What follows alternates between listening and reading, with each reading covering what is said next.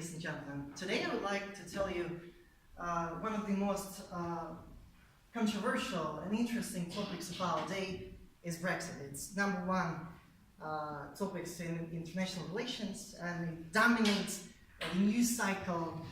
No, nothing can dominate Donald Trump, but after Donald Trump, the Brexit is the topic number two. So we all know that the 2-year deadline for negotiations for exiting the European Union will end soon, and after that the UK will exit the EU whether with a deal or without a deal. But I would like to tell you not about the current negotiations, but why did it happen in the first place? Because when David Cameron, then the Conservative Prime Minister of the United Kingdom, announced it, absolutely majority of the experts, the media, and the general population believed that Remainers will easily win, which they didn't.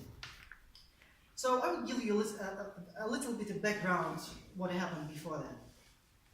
So the UK was an awkward partner in the European Union for one simple reason. This island, for most of the part, was Eurosceptic, and Euroscepticism was in the DNA of the British people and the British government.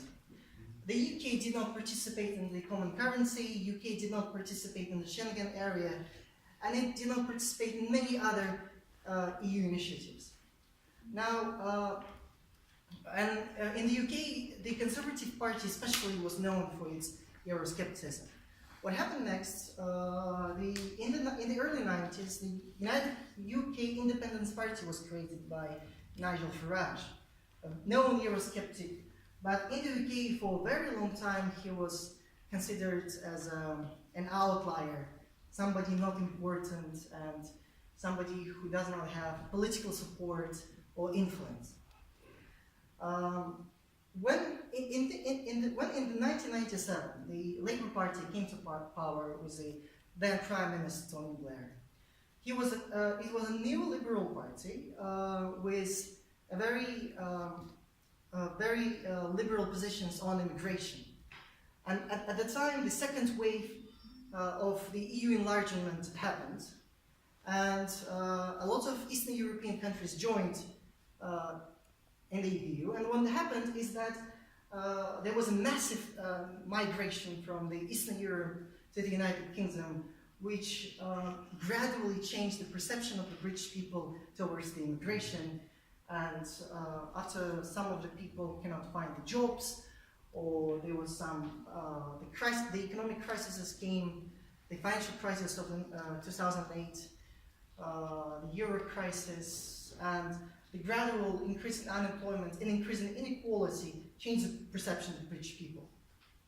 So when the Conservative Party came back to power after the Labour Party, which was led by David Cameron, David Cameron was very much pressured by the Eurosceptic wing of the Conservative Party, as well as the rise of the UK.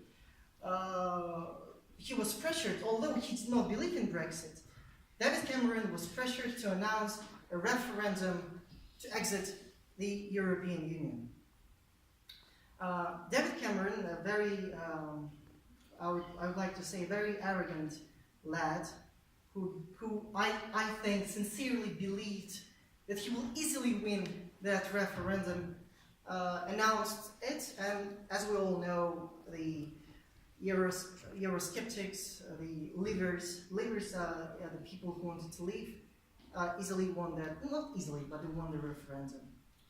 So there are 3 reasons why that happened, why the majority of the British people supported Brexit. The reason number 1 is the anti-immigrant sentiment. The reason number 2 is the economy. The people believe that they will be better off outside of the EU. And the reason number 3 was elitism. People sincerely, they did not like the ruling class. People believe that the ruling class is not connected to the ordinary people.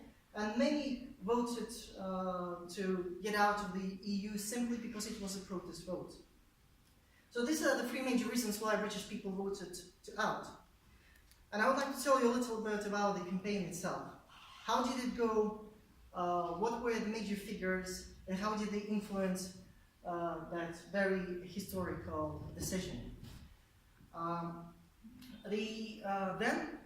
One of the leader of the Leave campaign was Boris Johnson, a charismatic, rising star in the Conservative Party, an ex-mayor of London, and effectively a classmate of David Cameron, who was leading the campaign. The interesting thing about Boris Johnson, there was this rumor. So Boris Johnson, he prepared two articles for the editorial at the Times.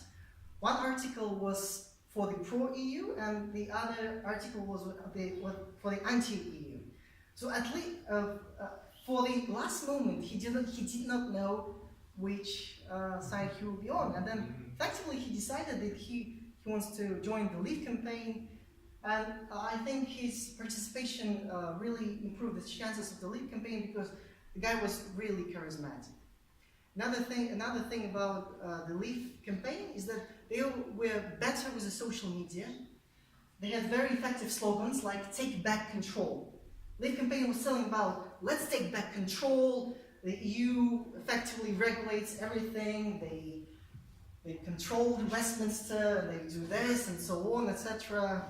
And they also did a little bit of fake news as well. Remember that the Leave campaign claimed that the UK sends to the European Union £350 million a week, and they said, let's fund the NHS instead. NHS is the Ministry of Health in the UK. Why, on the other hand, the Remain campaign was ineffective. They were arrogant. They believed that they will easily win. And another thing, that the head of the Labour Party, Jeremy Corbyn, was a known Eurosceptic, and there was not enough support from the Labour Party. So that's it, effectively, what happened. I would like to sum up a little bit. Why people voted out: economics, anti-immigration sentiment, elitism, and another extra reason is that the Leave campaign was just more effective politically than the Remain campaign. Thank you very much for your attention.